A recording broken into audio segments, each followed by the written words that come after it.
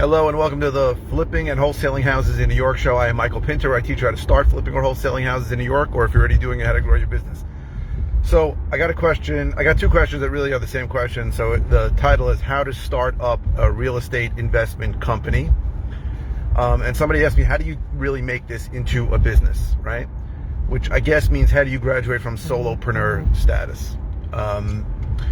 Which means, how is this a real business where it's not you? So first of all, let's understand a few things. How do you define a business, right? A business is something that has to be able to work without you, right? If you are believe it or not, a doctor, even a very successful doctor or a lawyer, if you're not able to bill hours, if you're not there, you're not making any money, right? So a business, I define a business as something where you can leave it and it will still operate effectively. Now, I still feel a role, and we're going to talk about all the different roles in a real estate investment business. I am still the acquisitions manager, but that is something that I'm looking to eventually replace myself with. So I'm going to talk about the different roles in a real estate investment company and how you can, when you can, get yourself out of that. So the business, in my opinion, really there are three parts to it, right? There is marketing, there is acquisitions, and then there is dispositions. So ironically, my first hire was a dispositions manager because that is the part of the business that I hate. I hate dealing with cash buyers. I hate dealing with retail buyers. And I also don't like doing construction management, dealing with that stuff. But I minimize that just by choosing to disposition my properties in different ways. But let's talk about the different parts of the business and and then I'll talk about when you should hire somebody and how you should hire somebody to replace yourself. So the first is marketing, and that means getting leads, right? And getting leads usually starts with, first of all, getting prospects. So that's lists of people that are likely to sell for whatever reason, and then reaching out to those people proactively by phone call, by calling them, mailing them, texting them, that kind of thing. Or you can get incoming leads via SEO, search engine optimization, pay-per-click, that kind of thing. Or you could pay per lead from different services.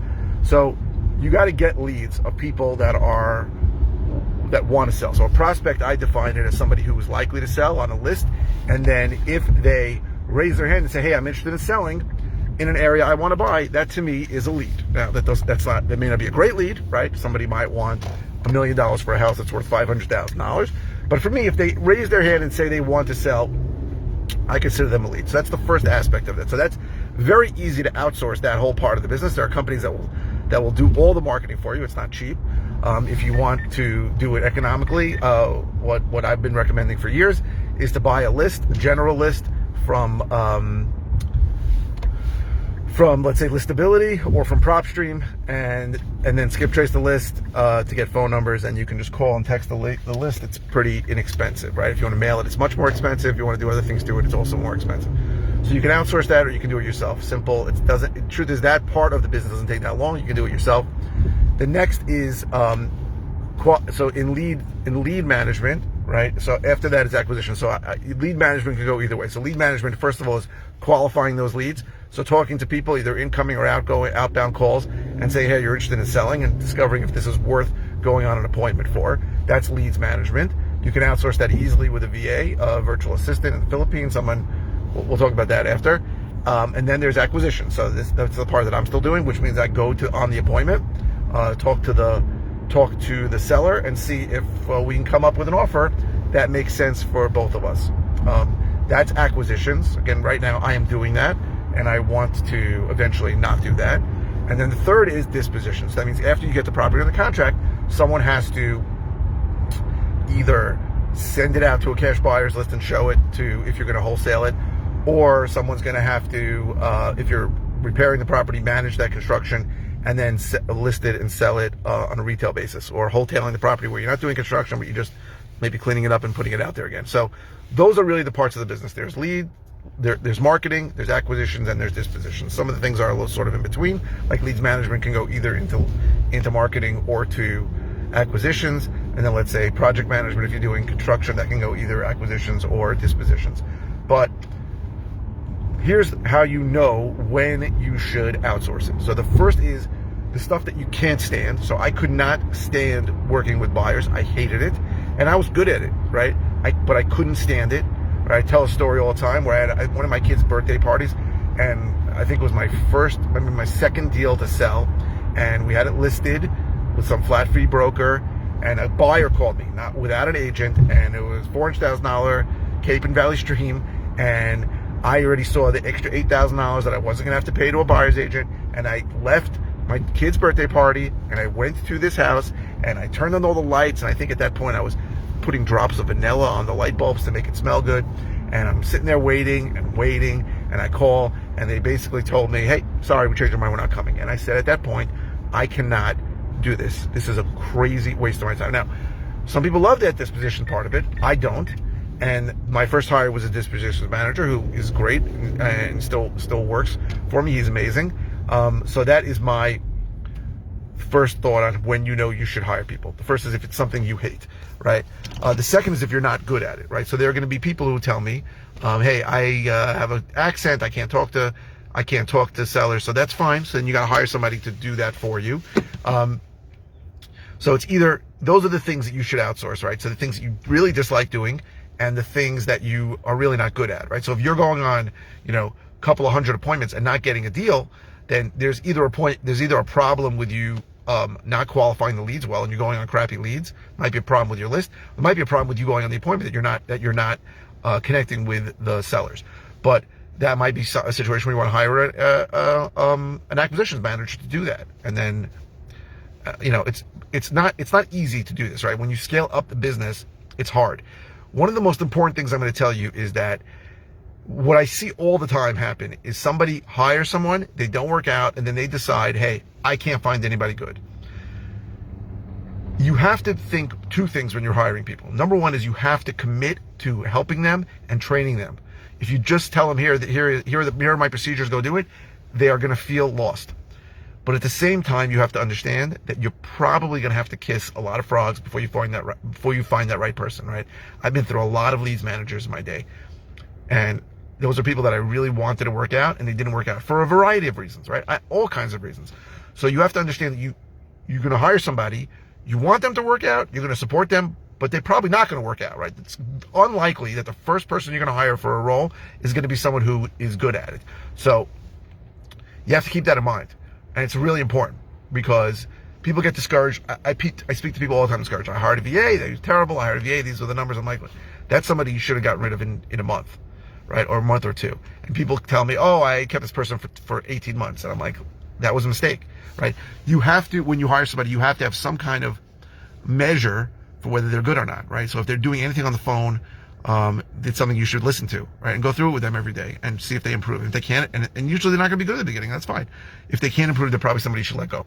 So those are the things that you want to scale up in the business. You want to scale up things that you don't like, right? Things that drain your energy, and things that you're not good at, right? That where against some kind of basic number, you can say these things aren't working out. So I'll give you my basic numbers.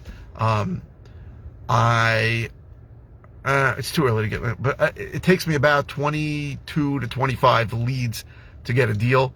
Out of 22 to 25 leads, I should go on 4 appointments and 4 appointments to get a deal, something like that.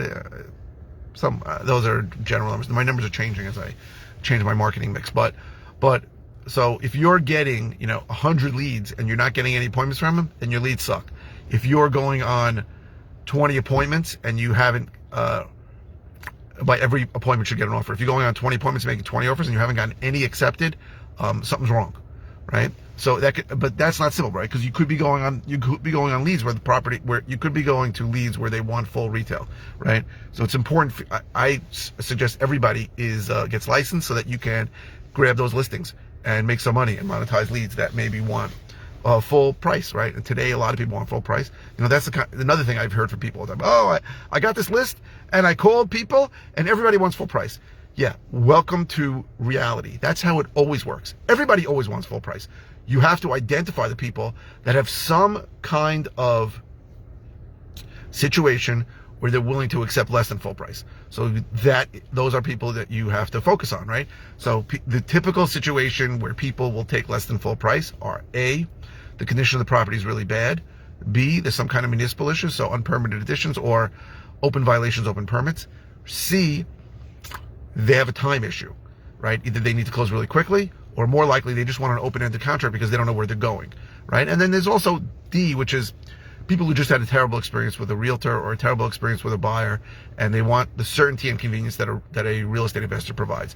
But I'll go on appointments even if they don't meet that criteria, if they seriously want to sell, and I'll make them a listing offer, right? So I'm going to do great with my listings for the year. But again, I have my disposition manager who runs those listings. But I would say anybody in the business should pick off some of those listings by being licensed and then finding some hungry young realtor who's going to run the open houses for you and do it and split the commissions with them, that kind of thing.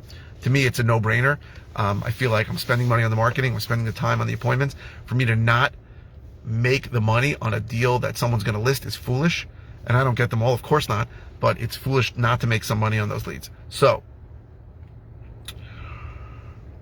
that is how you build a real estate business. You look at those three components of marketing, acquisitions, and dispositions. You figure out, hey, what do I really dislike, and or what am I really not good at that I don't think I can improve, and then you hire somebody to do that, right? So for dispositions, you may or may not need somebody local.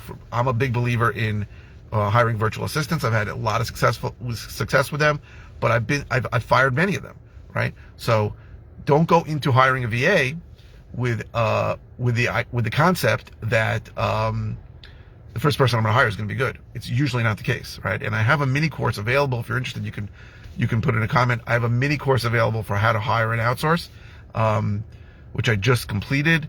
And the usual price, I think, is $297. It's short, but if you're watching this video and you're interested in that, I guess I don't know. I've never really sold it yet. I have a bunch of mini courses I'm going to release, but I guess half price, $149. If you're watching this video, put it in a number below. It's quick, it's simple, it's easy, and there are systems and steps before you hire somebody, before you interview somebody, where you should look for people. I think it's helpful. People that have seen it have really given me good feedback on it. So I hope this was helpful.